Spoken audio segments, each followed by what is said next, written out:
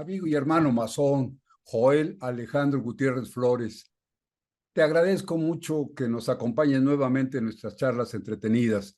Te recibo con un abrazo fraternal para ti y para todos los miembros de la respetable logia simbólica Hermanos Flores Magón número 71. Muchísimas gracias, querido hermano y maestro masón Rafael Maldonado Tovar, muy respetable gran maestro de la Gran Logia Nacional Mexicana, Independencia número 2, a quien envío un gran saludo a toda nuestra jurisdicción y a nuestras logias hermanas. Y pues, ¿qué más? Un gusto volver a estar con ustedes, como siempre, como cada viernes, 9 de la noche. De verdad, un placer y un gusto. Y con un Gracias, tema Joel. Muchas interesantísimo. gracias. Oye, querido Joel, amigos internautas, ¿recuerdan ustedes que en nuestras anteriores charlas entretenidas hemos platicado con nuestras invitadas? En las últimas charlas han sido mujeres, y hemos platicado con ellas y con nuestros amigos internautas acerca de los misterios relacionados con la vida y la muerte, sobre la posibilidad de conocer eh, pues, los secretos del espíritu y del alma, que son temas importantísimos que han acompañado al ser humano desde que tiene uso de razón. Hemos platicado también, hemos explorado sobre estos misterios desde el momento del nacimiento, desde el inicio de la vida, hasta el momento misterioso, desconocido, temido de la muerte. Indudablemente, Joel, amigos, a través de milenios, la mayoría de los seres humanos, y hasta donde sabemos solamente los seres humanos, nos hemos preguntado, nos hemos hecho las angustiosas preguntas, ¿de dónde venimos? Es decir, nos inquieta conocer nuestro pasado, pero al mismo tiempo nos preguntamos, ¿a dónde vamos? ¿Qué vamos a hacer? ¿Cómo lo podemos hacer? Entonces, con esto queremos conocer lo que nos aguarda el futuro. Y alrededor de esas preguntas entre el pasado y el futuro, porque el presente pues es un instante y lo estamos viviendo, no hay duda sobre eso, pero el pasado y el futuro sí nos inquietan mucho. Entonces se ha desarrollado a través de los milenios una serie, pues una gran cantidad de teorías, instrumentos y técnicas de lo que así como genéricamente podríamos llamar adivinación, es decir, la evidencia. Y Joel, querido y amigos, en la masonería, esto lo comento un poquito en la indiscreción, pero pues, con el respeto que nuestra institución merece, pero siguiendo la teoría que tenemos de abrir una ventana para que el público conozca un poquito acerca de la masonería. En la masonería tenemos algunos grados que se dedican a estudios relacionados con la espiritualidad, el llamado mundo esotérico o el esoterismo, y algunos grados están muy especialmente dedicados a ese tipo de estudios. Dentro de esos grados, pues se estudia todo esto que hemos platicado en este momento. Y yo quiero aprovechar tu presencia, mi querido Joel, para, pues, digamos, charlar con nuestros amigos y contigo sobre el apasionante tema, todo esto que estamos hablando. Dime, querido Joel, en tu opinión, directamente te pregunto, ¿la evidencia consideras que es una facultad innata, quizás hereditaria, o es una técnica que se puede desarrollar, que se puede aprender y perfeccionar, o en tu opinión todo eso es pura superstición y charlatanería? No, mira, yo considero, mi querido Rafa, en la historia de la humanidad siempre hemos intentado ver más allá de lo que podemos percibir con nuestros propios instrumentos de percepción. Y este ver un poco más para poder entender nuestra propia naturaleza también nos lleva a descubrir nuevas cosas, ¿no? Entre este descubrimiento hay gente que desarrolla facultades para poder verlo y hay gente que innatamente puede poder verlas, ¿no? Hay gente que finalmente ve el cielo, ve una nube de tal color, de tal forma y dice, puede llover, ¿no? Hay otros que generalmente me duele la rodilla, va a llover, ¿no? A partir de este tipo de experiencias que se dan a lo largo de la historia de la humanidad, se empieza a crear una ciencia que precisamente intenta determinar qué pasa bajo ciertas circunstancias, bajo ciertos símbolos, bajo ciertas estructuras que puedo tener, que puedo percibir, sentir y como dijéramos también intuir, ¿no? Que van a generar ciertas posturas o ciertos sucesos, ciertos acontecimientos. Entonces, esta ciencia se va elaborando a lo largo de las tradiciones que vamos generando a lo largo de la historia de la humanidad. Y sí, efectivamente, hay algunos que destacan. Unos destacan por esa intuición más fina, por esa percepción, por el entendimiento del símbolo o por el entendimiento de, de la percepción que tienen de su contexto histórico, social, tradicional, etcétera. Y ahora, yéndonos un poco más, en estos mismos sucesos, hay gente que desarrolla o tiene algo que podríamos, yo lo podría llamar carisma, un don, un carisma, algo específico que tiene la persona para poder desarrollarlo.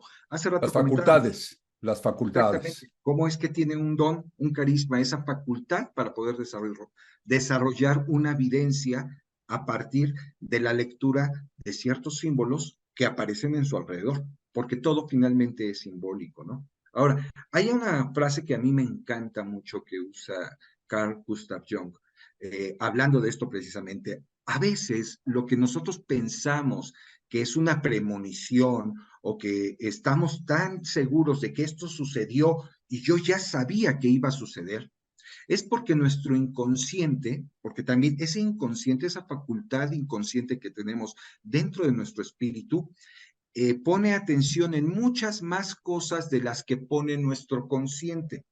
Y entonces se va enterando en la inconsciencia, se va enterando de todo lo que va pasando y concluye un hecho que va a suceder inherente a todo lo que ha captado. Y cuando el consciente se da cuenta, dice, esto yo ya lo sabía, ¿no? Es por razón de que el inconsciente está abierto, está despierto a entender más cosas de nuestro consciente.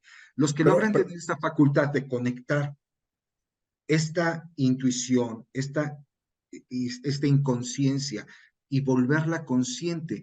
Yo considero que estas personas son las que podríamos llamar estos videntes, estas personas con estas facultades extrasensoriales, ¿no? Que le permiten entender de una mejor manera el símbolo. eso podría ser, digamos, un chispazo en la conciencia que dice uno, pues me late que va a ocurrir esto, o yo creo que va a pasar lo otro, o yo creo que ocurrió en mi anterior experiencia, en mi anterior vivencia, pasó esto y esto otro que he olvidado. Hablábamos hace algunas semanas de un tema interesantísimo que se llaman los registros akáshicos, es decir, una especie de conciencia que pues, está guardada en los archivos más ocultos de nuestra mente, quizá de la parte espiritual, pero que ahí están nuestras vivencias y entonces esto permite que el ser humano no empiece, cada ser humano empiece en cero, sino que pues vamos tomando el desarrollo intelectual, cognitivo, todo de las generaciones anteriores y ahí vamos. Pero, Joel, una cosa que me inquieta mucho y que es lo que quiero compartir contigo y con nuestros amigos internautas, la necesidad que tenemos, una necesidad real de conocer el futuro. ¿Para qué? Bueno, desde el principio de los tiempos, pues por ejemplo, la gente que quería saber cuándo salir a pescar o cuándo salir de cacería, cuándo es un día propicio para sembrar, y así avanzando en el tiempo, pues un día propicio para casarnos y para hacer un negocio y para iniciar un viaje, etcétera. Días propicios y días que no lo son y luego saber a qué sí puedo dedicarme y a qué no. Y empezaríamos con cosas tan simples como lo que hacemos todos los días o muy frecuentemente, echar un volado, Joel, amigos, la moneda, águila o sol.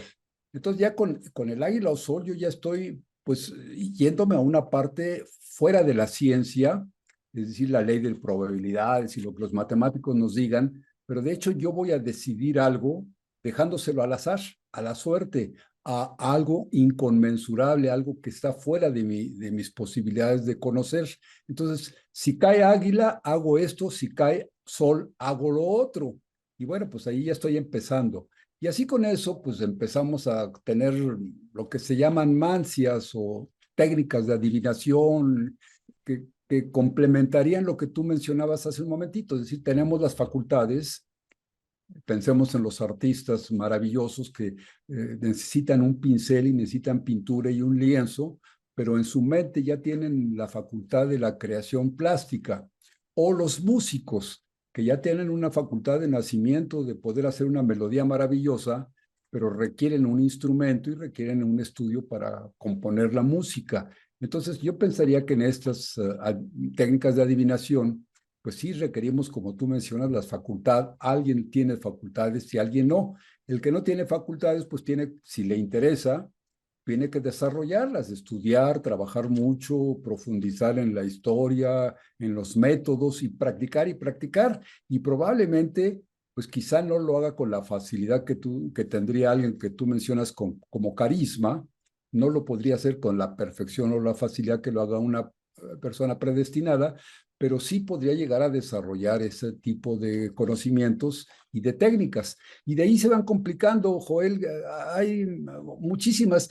Déjame, si no tienes inconveniente, Joel, vamos a saludar a nuestros amigos internautas, Sí, por a favor, ver creo que hay algún par de comentarios por ahí. quién nos están acompañando en este momento. Mira,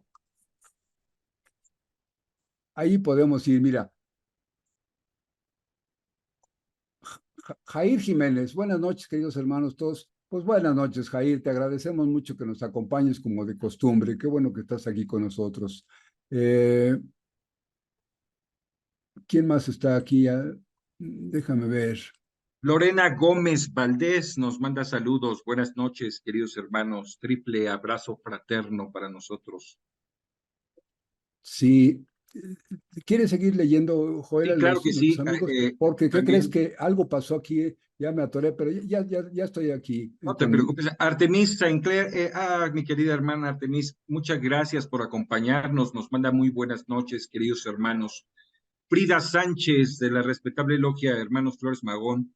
Frida, un gusto tenerte que nos acompañes. Gracias por tus saludos. Nancy Yowalostli, un abrazo de luz a todos mis hermanos. Luz, mucha luz es lo que necesitamos todos los días, todas las noches. Muchas gracias, Nancy. Armando Zaragoza, de la respetable logia simbólica del rito egipcio de los Frater Lucis. Armando, un querido abrazo muy grande para ti. Muchas gracias por acompañarnos esta noche. Artemis nos dice, qué gusto verlos de nuevo a los dos. Bueno, a nosotros dos nos da más gusto, Rafa. Siempre es un placer estar platicando contigo, ¿no? Es maravilloso escuchar la información tan interesante que nos comparten dos chicos tan inspirados. Gracias por lo de chicos, Artemis. Nos honra con tus palabras. Muchas gracias. Soch Nández, Xochitl, ay, siempre tan linda acompañándonos estas noches. Muchas gracias, Xochitl, por estar con nosotros. Muchas gracias.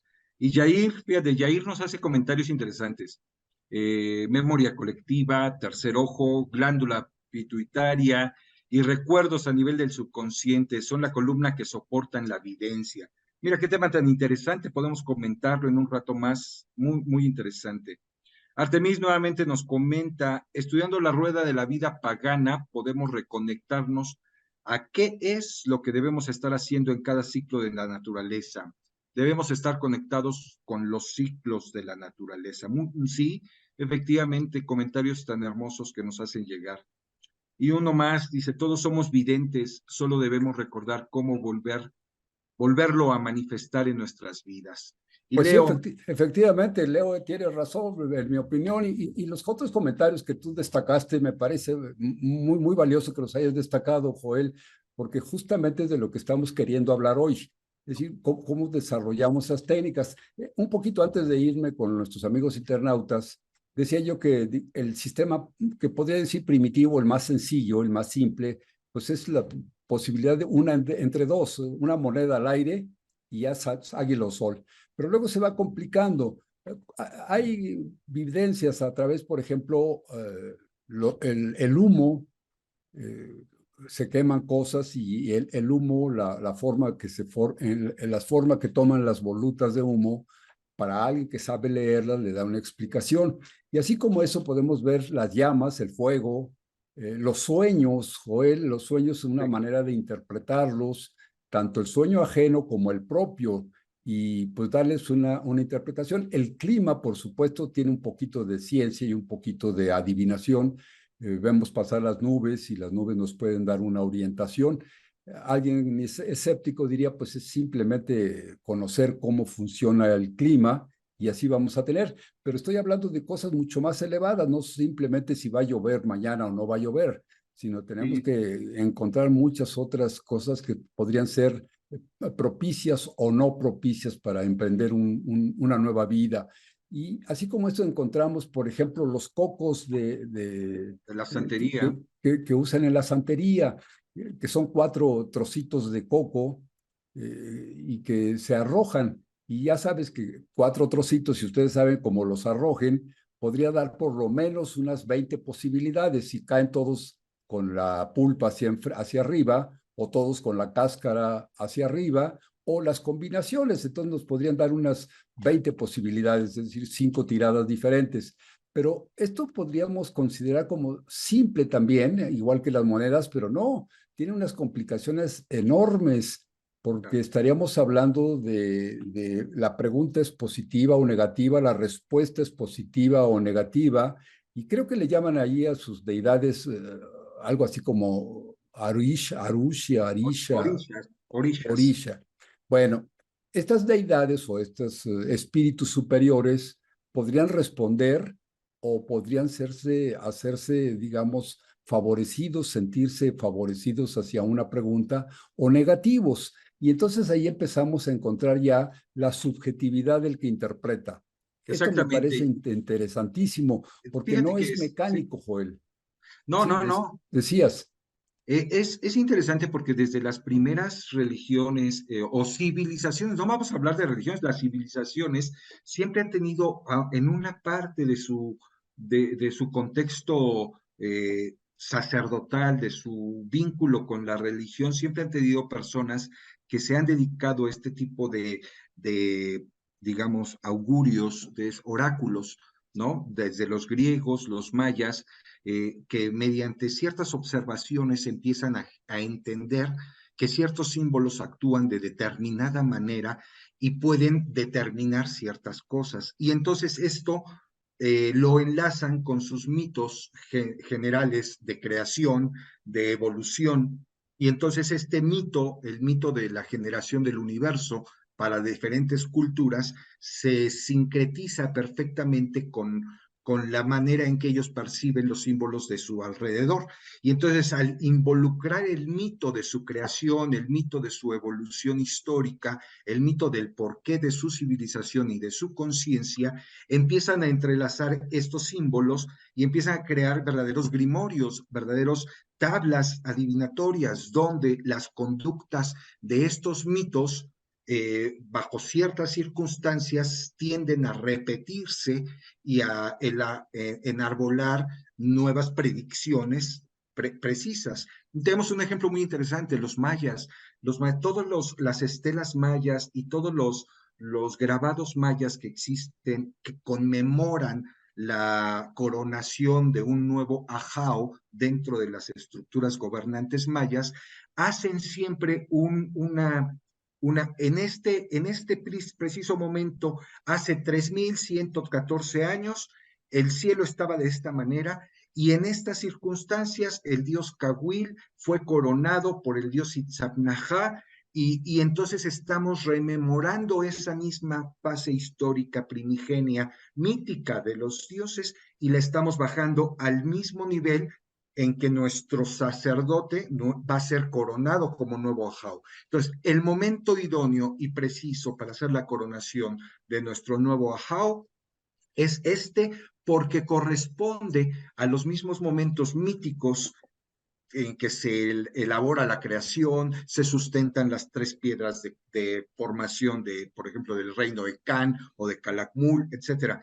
Y entonces, a partir de esta concepción mítica, astrológica, histórica y formativa de los pensamientos de las civilizaciones, se generan precisamente las tablas adivinatorias, los momentos precisos, las colindancias entre los mitos y las realidades. Y entonces yo podría atreverme a pensar que a partir de aquí se elabora uno de los mancias más bonitas, más importantes, y yo creo una de las más precisas, que se llama tarot, ¿no? El Pero tarot precisamente, ya vamos a entrar en algo importantísimo. Pero ahorita que mencionaste, me encantó que mencionaras la idea o la profesión sacerdotal, es decir, sí, claro, la calidad sacerdotal.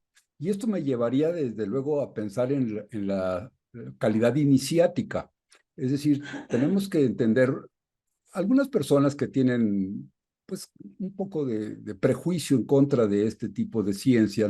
Por eso en nuestra cortinilla, en nuestro banner, hablábamos de la otra ciencia, porque hay la famosa ciencia positiva. Algunas personas con las que platicamos consuetudinariamente nos dicen todo eso es superstición, lo que se mide es uno.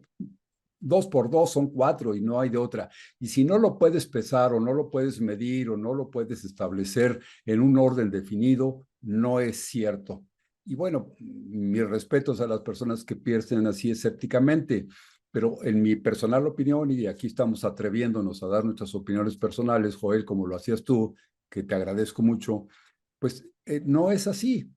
Hay otra ciencia y las ciencias, todas las ciencias de las que disponemos actualmente, la cibernética y todas estas ciencias, en un momento fueron ciencias ocultas. ¿Cuándo deja de ser una ciencia oculta? Pues cuando sale a la luz. Entonces, misterios, por ejemplo, poder volar, para que el hombre pudiera volar en una máquina como lo hacemos ahora sin mayor sorpresa, pues tuvimos que transcurrir milenios para poderlo desarrollar y hubo muchos fracasos. Pero entonces el volar era una ciencia oculta hasta que se descubren los fenómenos y se van desarrollando. Lo mismo podríamos hablar con la electricidad y con muchas otras manifestaciones de la energía. Todas las ondas electromagnéticas pues son ocultas mientras no son descubiertas. Entonces, creo que podríamos hablar de que las mancias y cosas de la mente como, eh, por ejemplo, hablar o transmitir nuestro pensamiento a larga distancia, sin palabras, esta transmisión del pensamiento, todo esto no se ha podido desarrollar todavía, pero no porque no se haya desarrollado, podríamos atrevernos a negarlo. Es posible que en algún momento pudiéramos desarrollarlo. En ese sentido, hablábamos de la moneda, hablábamos de las conchas y otros métodos que se han ido utilizando cada vez más complejos, pero quizá como tú mencionabas, cada vez más precisos. La misma complejidad del sistema nos podría dar más precisión en el establecimiento de fechas o de acontecimientos. Y ahí iría yo a esto. Eh, los iniciados o pasando por una ceremonia iniciática, puedes comenzar a entrar en esos misterios. Y esto es lo que a mí me encanta de la institución masónica, que la masonería tiene como una norma evitar los prejuicios y los dogmas, es decir, procurar que no haya superstición, que no haya superchería, hacer todo metódicamente el estudio, pero sí a través de unas ceremonias iniciáticas, muchas ceremonias iniciáticas que se van pasando a través del caminar sobre la institución o a través de la institución. Entonces, esto nos va preparando espiritualmente para acceder a otros conocimientos.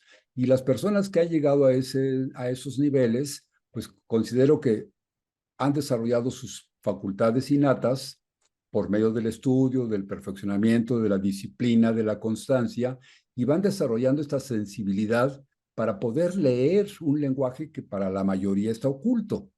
Entonces, por eso se recurre, decía yo, a las flamas, al fuego, al humo. Tú hablabas de la astrología, es decir, el caminar de los astros, la luna, los otros cuerpos celestes. Inclusive se ha llegado, Joel, a ver en las vísceras de muertos animales o humanos tratar de leer en las vísceras algunos mensajes o algunos detalles que nos pudieran dar a conocer un futuro. Y así hemos desarrollado, por ejemplo, la esfera de cristal, que es tradicional, que utilizan algunas personas. Y así llegando, avanzando en ese sentido, pues llegamos a lo que tú mencionaste un momentito, que es algo a lo que debemos tener como que mucha dedicación, el tarot. El tarot, no me gustaría mucho entrar en el detalle histórico del tarot, pero sí creo que es importante que nos situemos cómo se desarrollan las barajas. ¿Por qué razón estuvo prohibido durante mucho tiempo los juegos de baraja? ¿Cuál es la diferencia entre un simple juego tabernario, es decir, sacamos y nos echamos un conquián y nos apostamos unos pulques a ver quién saca la sota de bastos? Esa es una forma, llamémosle, común o vulgar del uso de las cartas. Pero cómo se va avanzando en este sentido hasta tener, pues ya yo que me atrevería a decir, la ciencia del tarot, Joel. Sí, ¿Tú tienes algo de conocimiento sobre eso? Inclusive me platicabas que tenías preparado alguna especie como de resumen histórico del desarrollo de las cartas de tarot. sí, sí, Rafa, quisiera mostrar algún par de láminas, ahorita las comparto, pero antes de entrar precisamente a esa lámina, quisiera precisamente decir ¿qué entonces sería el tarot? ¿No? El tarot nace como una especie de dibujar en ciertas cartas eh, algunos conceptos para que estos conceptos sean entendidos, ¿no? Entonces, se crean algunas cartas en una formación como educativa. Esa es como una vertiente de pensamiento del origen del tarot, ¿no? Crear una especie de catequesis por medio de cartas y hablar que la virtud, que la ciencia, que hablar que las cuatro virtudes teologales, la caridad, y se dibujaban estas virtudes y se enseñaban, y a partir de estos símbolos la gente podía entender mejor qué significaba la virtud, por ejemplo. Entonces ponían a una mujer abriéndole la quijada a un león, ¿no? Bueno, virtud es fuerza, etcétera. Entonces, había un conocimiento que intentaba catequizarse, intentaba mostrarse hacia los demás por medio del dibujo de las cartas. De ahí vienen tarots que hoy en día no siempre son considerados como el tarot moderno que hoy lo tenemos, pero sí tarots que se llaman como el tarot de Mantenga, que tiene precisamente esta escuela de ir enseñando, ¿no? Entonces, de ahí se monta, la teoría es de que las personas con este conocimiento acerca de los símbolos, de los arquetipos, de los mitos que tenía ya por una tradición escolástica muy grande y una tradición esotérica muy grande, logra condensar esa simbología dentro de ciertas cartas y darles un significado. Ahora, este significado a través de los símbolos y empieza a generarse lo que hoy en día podemos llamar el tarot. Los primeros tarots que podemos darnos cuenta, pues son precisamente muy cortesanos, ¿no? Tarot que solo se hacían para las clases pudientes. Imagínate, imprimir 78 cartas dibujadas a mano en láminas de metal o en láminas de cartón, de papel, que era carísimo en aquella época, estamos hablando de 1400, algo así, los primeros tarots, Siglo XIII, siglo sí, XIV, por ahí andamos, sí. los tarots de Visconti. Aquí quisiera mostrar este es una edición facsimilar del tarot de Visconti Sforza. El tarot de Visconti Sforza es el considerado los primeros tarots que se realizaron precisamente en láminas de oro, donde, donde los dibujos eran uno por uno, hechos a mano, con acabados de oro, laminilla, ¿no? Donde muestran, por ejemplo, esta es la papisa, muestran a la esposa del visconde, del conde de ese momento, ¿no? Este tarot se dice que fue creado para conmemorar la unión matrimonial de Se los. supone que Visconti Scorza eran suegro y yerno. Exactamente, la señorita Sforza y el señor Visconti, que cuando se casaron, esta es la carta número 6, que es la carta de los enamorados, y bueno, este tarot fue creado o pintado para dárselo en ese momento como regalo de bodas, ¿no? Entonces, bueno, son teorías que van saliendo, y entonces aquí se ve la condesa y el conde en el momento en que son casados. Aquí está Cupido lanzándoles una flecha del amor, ¿no? Entonces, esta carta es una de las primeras cartas. Y así, este tarot precisamente es uno de los primeros. Hay alrededor de tres tarots, el Brambilla, el Visconti Sforza, que están desperdigados, no están, ninguno está completo, les faltan cartas, y están desperdigados en varias colecciones, pero esta copia facsimilar es muy bonita. Si pueden conseguirla, es de colección, nada más para que la tengan ahí, ¿no? Pero fue uno de los primeros tarots. Ahora, si fue uno de los primeros tarots, ¿de dónde se inspiró? ¿De dónde sacaron los primeros 22 arcanos que le llamamos mayores? ¿Y por qué se generan los otros 56 arcanos que les llamamos menores? ¿De dónde salen? Entonces, la teoría habla de que hay una escuela de tarot anterior incluso a las primeras impresiones o a los primeros dibujos que se realizaron. Y por eso quiero presentar esta pequeña gráfica. Es una línea del tiempo. Aquí estaríamos hablando, Joel, mientras la presentas, estaríamos mencionando las famosas 56 cartas de los que hablaban los arcanos menores, pues son 4 palos de 10 cartas cada una con 4 figuras, es decir, sería una serie de 14 cartas por cada palo que nos dan los 56 arcanos menores. En tu lámina, ¿qué nos estás marcando? Ahí está el tarot Visconti Scorza, 1451.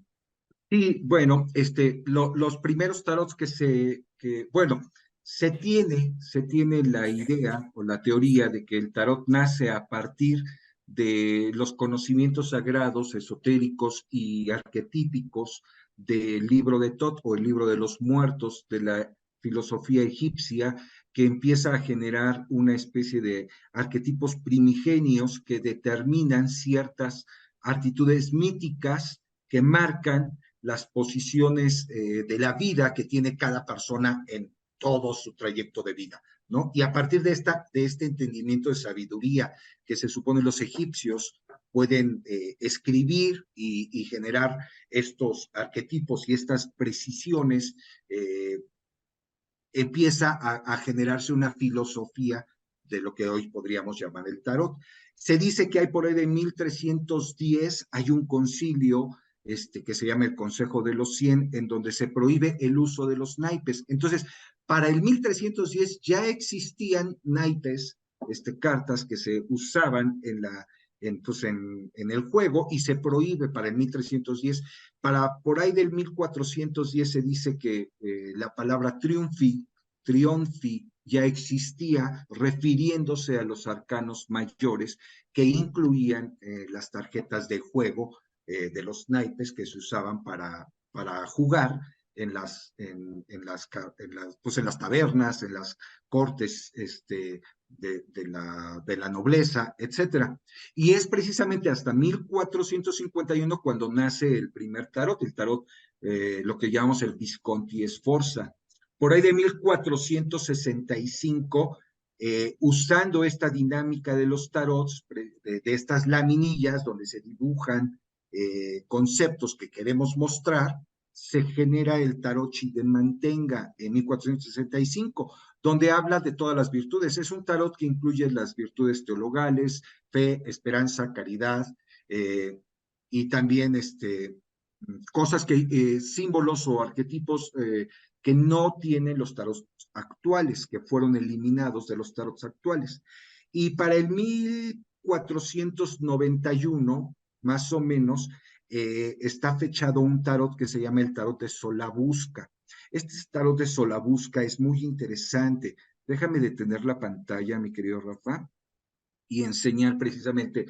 El tarot de Solabusca es un tarot de la época de los tarot de Sforza, de los Visconti Sforza, pero es un tarot que por primera vez coloca dibujos en los arcanos menores. Es decir, tiene sus arcanos mayores, como los conocemos. Este tarot también es una copia facsimilar de colección muy bonita, tiene unos acabados preciosos. Y es un tarot eh, hecho en Italia, posiblemente Milán, que va mostrando algunas características, pero es el primer tarot de la época de los Visconti, de los Esfocianos, que en sus arcanos menores, por ejemplo, es las espadas, muestra dibujos de personas y no solo las espadas, los bastos, los taros que hoy en día conocemos. Entonces, hay la teoría ahí de que Pamela Goldman Smith se inspiró en ciertas cartas del tarot de Solabusca para elaborar su tarot de Rider White que le llamamos, ¿no? Por ejemplo, sería el 8 de copas, ¿no? Muy bonito, hay unos angelitos ahí derramando las copas. Entonces, este tarot es muy interesante. También, si alguien está interesado en entender la historia del tarot, podría conseguirlo.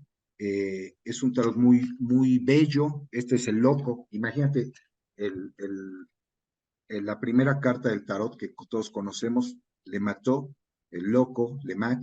Esta es una versión increíble de 1475, contemporáneo a los Sforza.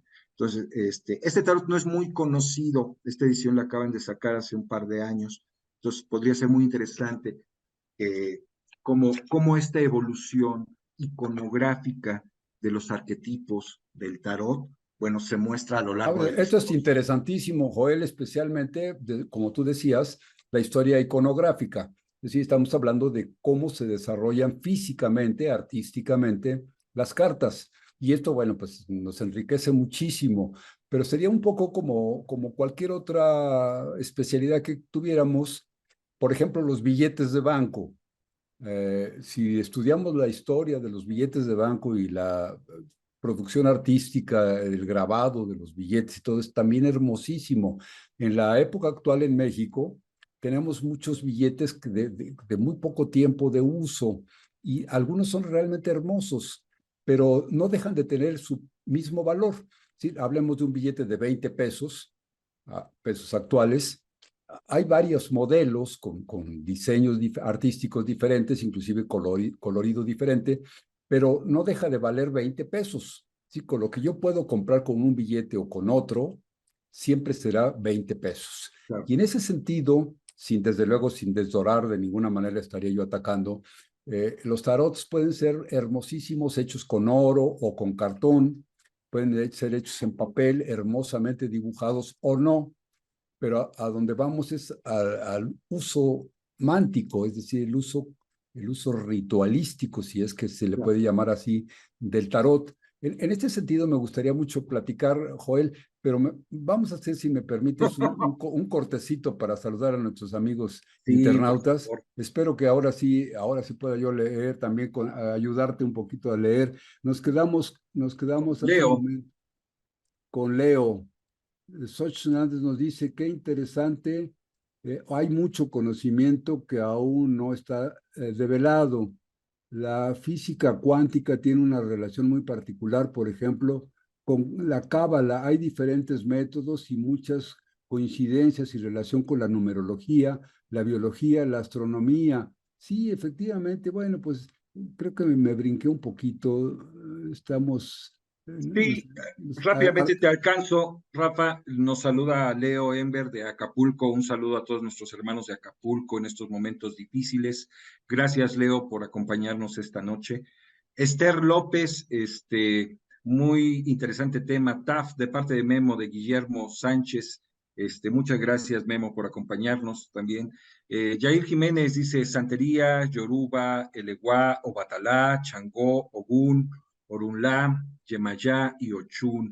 Nos da precisamente los orishas de los que estábamos hablando, los nombres de los en la orishas de los que santería, estábamos hablando. especialmente de origen cubano, origen Exactamente. africano. Claudio nos dice, reciben un fuerte abrazo fraterno, una excelente plática. Muy bien, muchas gracias. Ahí nos quedamos. Continúa con Faria Faria Ruz. Roots, Haribol.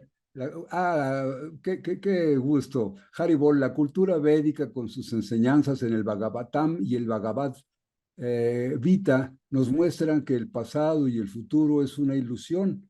Nada es permanente y lo único real es el tiempo presente. Lo demás es ignorancia. Chin.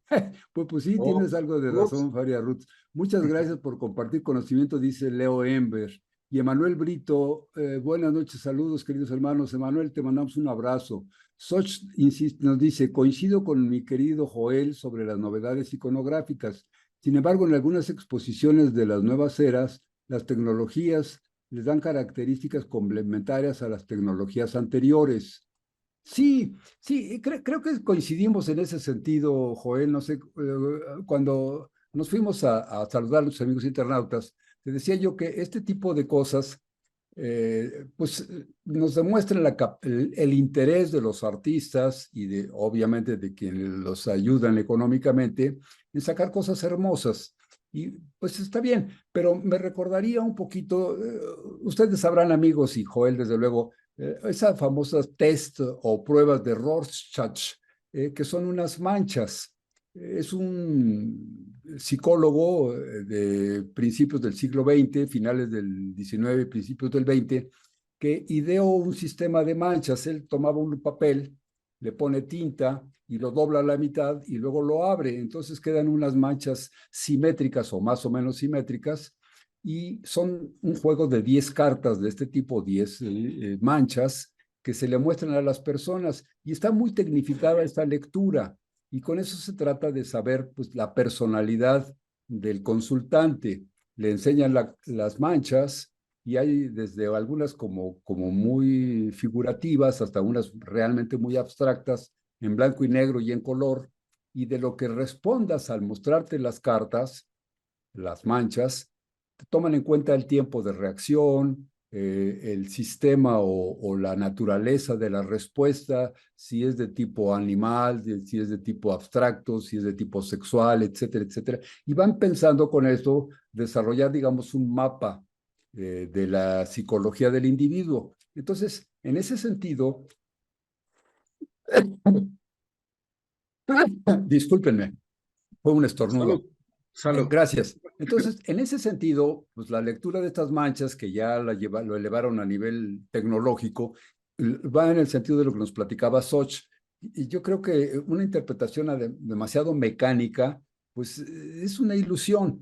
Y ahora hablaba de por ejemplo, la física cuántica. A mí me parece que todos estos, con el respeto que merecen todas las técnicas modernas, pues nos lleva al mismo sistema de la adivinación. Yo le tengo que creer al científico cuántico de que en su acelerador de partículas ocurrió algo. Y entre ellos, el grupo iniciado en esa ciencia, pues lo creen, lo aprueban, lo demuestran y están convencidos de que ocurrió. Pero en un grupo de iniciados en tarot o en adivinaciones, en mancias, también estos iniciados lo creen, lo demuestran, lo comprueban y se cambian, se intercambian conocimientos y experiencias. Entonces, con el respeto y con la preocupación porque alguien se ofenda en ese sentido, creo que los dos están al mismo nivel. Tanto la magia como la ciencia, pues nos llevan finalmente a la interpretación subjetiva. Y así como decía de las manchas estas de Rorschach, me cuesta trabajo pronunciarlo, pero así está escrito, creo que en el tarot vendría siendo lo mismo. Una figura muy bien dibujada, hermosamente elaborada, con un material muy fino, muy elegante, o una no tanto, pero lo que vamos a hacer es la interpretación de cómo sale la carta, las tiradas, por ejemplo. Empezaríamos con la tirada más simple, que es una carta. Entonces, saca una carta, la sacas tú como consultante, o la saca el tarotista. Hay tarotistas que no quieren que les toquen sus barajas porque, digamos, que las contaminan o las desenergetizan. Hay quienes le dan al consultante que él escoja su carta y que la baraje y la corte y demás. Bueno, la primera carta que sale, como salga, ya nos trae un lenguaje, ya nos trae un mensaje, una interpretación. y luego pues tres cartas, cuatro cartas, cinco, hasta la cruz celta y todas estas tiradas de tarot. Entonces, después de eso viene la interpretación subjetiva, que finalmente sería la que a mí me parece importantísima para el tema de hoy, Joel. ¿Cómo interpretar esto? ¿Cómo darle el valor que tiene realmente y saber qué está queriendo decir? Y aquí vendría el Sí, peligro, porque si el lector del tarot no tiene la suficiente precaución, el suficiente cuidado, podría dañar al consultante en algún sentido. Y esto es una materia realmente riesgosa y peligrosa. ¿Tú cómo lo claro. ves? Mira, Rafa, yo considero que regresando un poquito a esto, ahí está en los tarots, ahí está el tarot Visconti, ahí está el tarot Solabusca. Posteriormente se modernizó la imprenta y etcétera, y se realizaron otros tarots más bellos, más hermosos, ¿no? Este, por ejemplo, el Soprafino, un tarot esencialmente bello, ¿no? En sus trazos y todo ello. Sin embargo, Rafa, en todo momento atrás de la impresión, atrás del factor iconográfico artístico, siempre existió quien entendía el conocimiento detrás de cada uno de los símbolos que mostraba la carta. Desde el tarot más austero de los que se generaron en su momento, tal vez los mantenga, que eran blanco y negro nada más, a tinta, impresos con láminas de madera, la madera se grababa y ahí se iban imprimiendo a dos, tres, cuatro tintas. El que tenía el conocimiento de los símbolos de cada uno existía y ahí estaba pendiente de cómo evolucionaba esa iconografía y él sabía, de acuerdo al orden iniciático que iba alcanzando en su propia evolución iniciática, entendía mejor y podía descubrir y entender mejor el símbolo que le permitía entender mejor la mancia del tarot. Ahora Entonces, déjame esto, regresar un poquito al principio en este sentido. Te interrumpo por esto. sí, adelante. Me estás hablando prácticamente de los triunfos o arcanos mayores, pero desde el principio, digamos lo más simple, ¿por qué cuatro palos y por qué han quedado en estos que estamos hablando de los bastos o mazos para golpear, luego las espadas o las cimitarras o las dagas, es decir, aceros con filo, luego las monedas o los oros y las copas? ¿Por qué esos cuatro figuras? ¿Por qué no otras diferentes? El martillo, la escuadra, el compás, ¿por qué no esos? Y sí, los cuatro palos, le llaman palos en el Sí, sí, lenguaje sí. de las cartas, ¿por qué esos cuatro palos que nos llevan del 1 al 10? Eso Bueno, ya ahí ya hay un simbolismo que a mí me parece interesantísimo. es que es precisamente lo que comento, ¿no? Está toda la tendencia iconográfica, ahí están todos los dibujos, todas las cartas, cómo evolucionan en su iconografía, pero siempre están respetando un orden previamente estructurado, ¿no? Si hablamos del 1 al 10, estamos hablando ya de numerología, de hablar de una evolución, por qué 1 significa qué cosa, 2, 3, 4, por qué 10. Y entonces entender pitagóricamente la evolución de cada número y entender a través de eh, sí, de su interpretación numerológica, su sentido, es muy interesante. Entonces, empieza a sincretizarse este conocimiento con cuatro palos, como le llaman, cuatro elementos, cuatro formas de ver la materia: tierra, agua, fuego y aire. Y entonces, ¿qué significan estos cuatro elementos básicos? ¿Por qué la tierra y dónde está? Con qué se sincretiza? ¿Qué significa? ¿Por qué el agua? ¿Y con cuál es su relación con las copas en este sentido, no? Si estamos hablando de una copa, concibe agua, bueno, representa el emblema del agua. Si O estamos sangre, hablando de una espada, o sangre. estamos hablando de aire o sangre, claro. Estamos hablando de espada, estamos viendo que representa o que puede sincretizarse con el aire. Y si estamos hablando de los bastos, estamos viendo cómo se sincretiza con la tierra. Entonces, y cómo estos cuatro elementos se perfilan, se identifican con los cuatro palos y al mismo tiempo se identifican con la evolución que tiene el agua en 1, 2, 3, 4, 5 y cómo evoluciona numerológicamente este palo a través de toda la baraja, ¿no? De todos los arcanos. Y por eso, vamos a poner un ejemplo, los oros,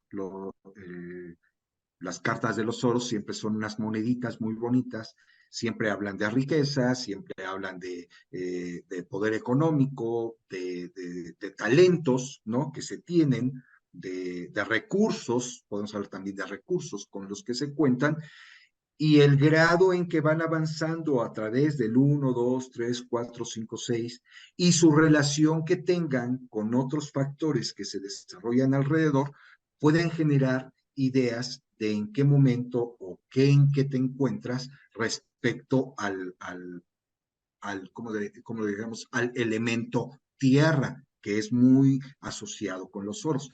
Entonces, todo este conocimiento interesantísimo, ahí está, ¿no? Tú dijeras, pues el as de oros, ahí está el as de oros, no, normal. Pero, ¿qué significa? ¿Cómo se relaciona con su número? ¿Cómo se relaciona con su elemento tierra?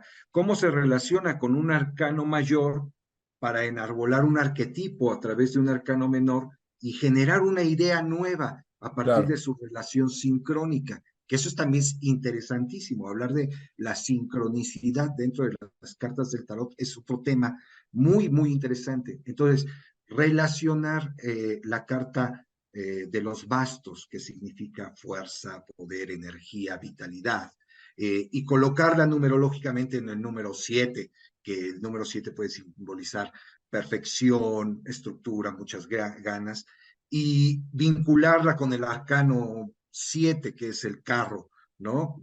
Donde hay vitalidad, hay esfuerzo, hay ir para adelante. Dos A ver, Joel, cartas. pero para que no se nos vaya, porque ya se me está acabando el tiempo y quiero aprovechar todos tus conocimientos y los de nuestros amigos internautas. Yo mencionaba, hice la similitud o la relación con las famosas manchas de Rorschach, porque eso vendría siendo la interpretación. Es decir, si tú me enseñas la carta, X carta, arcano menor o mayor, y me preguntas mi interpretación, bueno, podrías conocer mi potencial intelectual o quizá mi potencial espiritual. Sería mi interpretación.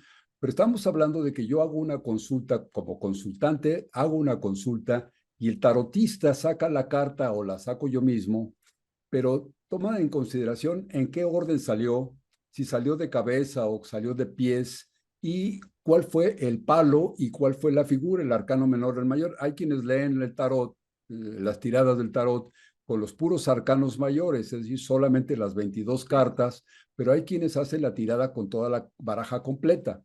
Entonces, Sí. aquí están los lenguajes y los mensajes, que es lo que me gustaría mucho destacar hoy. No es específicamente el contenido, como decía Jung, lo que para mi mente significa, sino está para mi mente y está para la tuya, pero además, ¿por qué salió en ese orden? ¿Y por qué está respondiendo a una pregunta que yo hice? Entonces, si solamente me dieras a interpretarlo, bueno, quizá sí estaría todo el contenido de memoria y todas mis vivencias y todo esto que me va a dar un perfil intelectual o un perfil emocional y yo voy a interpretar la carta de una manera o de otra. Pero estamos hablando de que realmente es un sistema, pues para leer una serie de posibilidades. Y cuando digo leer, lo digo con toda la carga emotiva de leer. Estamos leyendo realmente un lenguaje simbólico, como todo lo que la masonería enseña a través de su historia, a través de su carrera. La masonería tiene un lenguaje, toda la forma de discutir el conocimiento es con el simbolismo. Entonces Claro, yo creo que el tarot es como un compendio, si me permites usar el término, un definitivamente. compendio de lo que es el simbolismo, Joel. Excelente. Entonces, ¿cómo identificarías esto? Si quiero saber algo, especialmente sobre el futuro, porque pues el pasado no me interesa mucho, pero sobre el futuro, ¿cómo podemos valorar la calidad de conocimientos o de respuestas que nos da el tarot? Bueno, aquí yo quisiera hablar también, Rafa, y que pues hay escuelas para leer el tarot, hay escuelas que determinan, por ejemplo, las escuelas adivinatorias, que precisamente se enfocan muy precisamente en determinar cómo será el futuro a partir de lo que un arcano, ¿no? En la carta te puede decir, pues este habla de que tiene recursos y entonces si la siguiente carta es, no sé, el 4 de oros, entonces, bueno, todo tu trabajo te va a salir bien, ¿no? Es como podríamos pensar que entenderíamos así el tarot, así de simplista, ¿no? En Sí, esta situación simplista. claro. 4, pero cuando empezamos a indagar, cuando empezamos a entender, ¿no? Cuando vemos que el mago mm, refiere recursos, refiere elementos, refiere una actitud, refiere un conocimiento infinito en su sombrero, refiere una magia que realiza con sus manos y su prestigitación, requiere recursos todos puestos, ordenados en su mesa, ¿no? Y entonces entra una carta con un 4 de oros, donde tú puedes ver equilibrio, eh, así o así, puedes ver equilibrio, orden, defensa, estructura, una flor que dice abundancia, etcétera. Puedes entender cómo se relacionan estas cartas y puedes entonces saber qué puede pasar. Pero esto de saber qué puede pasar, yo lo llamo, algunos lo llaman destino, algunos lo llaman orden adivinatorio, yo lo llamo precisamente sincronicidad, es como entender que las cosas se pueden dar, se dan y se establecen porque es exactamente y precisamente lo que merecemos, porque lo que merecemos está en razón a lo que somos, a lo como actuamos, a lo que tenemos, a los recursos que gastamos, generamos y vivimos, ¿no? Entonces, de acuerdo a lo que tú vives, a lo que tú gastas, a los recursos que tienes y desarrollas, puedes entender que los elementos que aquí se presentan son un reflejo de lo que tú haces, de lo que tú vives, ¿no? Y por eso le llamamos adivinatorio. Sin embargo, hay otro tipo de escuelas, hay escuelas muy interesantes eh, que ya podríamos hablar posteriormente, ¿no? Las escuelas que una escuela muy famosa que se ha venido muy en boga es el tarot evolutivo de Jodorowsky. Él dice, no, yo no adivino el futuro, yo simplemente entiendo las conductas de las personas a partir de los arcanos del tarot. Es una escuela muy aceptada y muy bonita, y Jodorowsky ha creado toda una tesis acerca del tarot, no adivinatorio, pero sí donde se refleja tu propia personalidad, cómo eres, y te permite generar recursos para el desarrollo personal. Una escuela muy interesante que yo creo que podríamos estudiar de manera muy, muy bonita, ¿no? Que también es. Hermosamente, de Aleister Crowley, de muchas cosas. Mira, Xochitl Hernández nos mandó saludos a Armando Zaragoza. Dice, algún autor mencionaría que la adivinación constituye magia negra. ¿Ustedes qué consideran? Y Nancy Yoguayolotli, ¿dónde puedo aprender a leer el tarot? Qué preguntas tan interesantes, Nancy. Y bueno, dice magia negra. Eh, ¿Crees que sea pues, magia? Oh, pues qué interesante pregunta, ¿verdad? sí, bueno, desde luego que ahí está lo que comentábamos hace rato, mi querido hermano Zaragoza. Efectivamente, yo diría que las ciencias ocultas, y aquí estaba quizá trato de dar respuesta, las ciencias ocultas son ocultas mientras no se sacan a la luz. Entonces, cuando algo no es comprendido, y especialmente los grupos religiosos son muy reacios a aceptar las cosas que no comprenden. Así ha pasado a través de los milenios. Entonces, por eso ha habido las prohibiciones y gentes que han ido a dar a la hoguera porque sostienen cosas que no son comprendidas. Un señor dice, la tierra no es plana, la tierra es esférica, y entonces, pues a punto de caer a la hoguera por esa afirmación. De manera es que, pues esto era magia negra, va en contra de lo que el grupo en el poder acepta. Lo vemos hasta el momento actual en la política, pues a la hoguera el que esté en contra de sus teorías. Así está la cosa. Entonces, por eso podríamos llamar magia y magia negra. Pero ¿qué es la magia? Pues es esto que estamos hablando, el conocimiento. Yo no encuentro algo más mágico, Joel, amigos, que por ejemplo el amor. Cuando estamos enamorados, Esto es magia. El poder descubrir en las nubes, en las flores, en el canto de los pájaros, poderles encontrar belleza, pues es magia.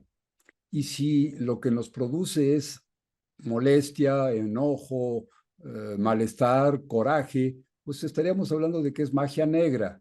Entonces nos está dañando en algún sentido. Pero hablaríamos del mundo de las intenciones, Joel. Si yo te voy a leer el tarot con una intención de amor hacia ti, de cariño, de tratar de darte respuestas honestas, pues tenemos que entender que es magia blanca o calificarlo como magia blanca. Pero si en los pases mágicos y toda la parafernalia del poder espiritual se aplica en un sentido negativo, con malas intenciones, con el deseo de hacer algo mal, pues esto tenemos que llamarle magia negra. Y es simplemente una convención. A lo malo le llamamos negro y a lo bueno le llamamos blanco. Es una convención y ahora con la lucha esta el lenguaje incluyente y todo eso, pues ya es muy delicado hablar de lenguajes, ¿no? De hablar de los arquetipos, por ejemplo, de decir que lo malo es negro y lo bueno es blanco, pues nos van a regañar mucho, pero no entraría yo no intentaría entrar en esa discusión, sino simplemente así es, así se ha manejado durante muchos años y pues luchar contra eso sería complicado, nos saldríamos del objetivo de nuestra charla. Joel, querido, ¿cómo redondeamos todo lo que estamos hablando acerca del tarot? No, pues estamos empezando, Rafa. Yo creo que no hay nada que redondear. Estamos apenas así arañando de alguna manera el tema. Pues Este, entonces, yo con tu permiso y el permiso de nuestros amigos internautas, vamos a prolongar nuestras charlas entretenidas. ¿Te parece que terminamos como a la 1 de la mañana? a la medianoche en punto, como todos los buenos masones. No, creo que ha sido muy interesante, Joel. De cualquier manera, si prolongamos esta charla acerca de las mancias y del tarot y hacemos una nueva emisión de charlas entretenidas, eh, ¿cuál sería, digamos, la conclusión temporal que diéramos hoy? Yo quiero decir que eh, estudiemos el tarot como un sistema que nos habla precisamente mediante sus símbolos de nosotros mismos, de nuestra propia evolución de conciencia. Entonces, si a partir de ahí empezamos a ver el tarot, no como magia negra ni blanca, sino como un reflejo de nuestra propia conciencia reflejado en los símbolos que ha pintado a través de toda la tradición iconográfica, histórica de las culturas y de nuestro conocimiento, podríamos acercarnos muy fehacientemente, no a interpretar las cartas. Hay un comentario, las cartas dicen lo que el interpretador interprete. No interpretamos lo que yo quiero interpretar. Las cartas ya dicen cosas, ya hablan de sus símbolos han estado anclados a un conocimiento previo de toda la humanidad y el lector, el que pueda leer esa carta, no inventa una palabra nueva, no inventa un concepto nuevo, no le llega una voz que le dice, di esto, di lo otro, no, él está leyendo las letras del tarot. Entonces, quien se quiera interesar en este tema, tiene que empezar por ahí, empezar a entender que el tarot es precisamente un sistema simbólico de nuestra conciencia, de nuestros mitos, de nuestros arquetipos como humanidad, y que reflejarlos en cierta tirada nos habla precisamente en sincronía, en sincronicidad con el universo y lo social de nosotros mismos, de lo que nos depara, de lo que nos espera, de nuestras emociones. Si yo creo que tomamos esa conciencia de entender esto, podemos empezar un estudio más espiritual y más místico del tarot y dignificar algo que ha perdido la dignidad, ¿no? Como el conocimiento de esto del tarot, que ha perdido su dignidad, que ha sido tachado de superchería, que ha sido tachado de magia negra, ¿no? Cuando en realidad es precisamente un acercamiento a nuestra propia historia, nuestra conciencia, el entendimiento de nuestra evolución iniciática. Me encanta lo que acabas de decir, Joel. Me encanta porque, en primer lugar, le respondemos a Nancy cómo estudiar el tarot, cómo aprenderlo. Bueno, pues es una complicación porque es muy detallado, es toda una ciencia, toda una técnica, y además lo que decía Joel me parece importantísimo. No, el tarot no dice lo que el interpretador quiere decir. Es decir, si vamos a decir lo que tú quieres, pues ¿para qué usamos el tarot? Dime lo que se te antoja y aquí acabamos, ¿no? Entonces, si vamos a utilizar una herramienta, un instrumento que tiene su propio lenguaje, que tiene su propio sistema de comunicación, pues hay que creerle. Y esto me lleva, Joel, con todo el respeto que todos nuestros amigos, nuestros hermanos masones y todo el público merece, nos lleva a un asunto que a mí me preocupa mucho en la época actual.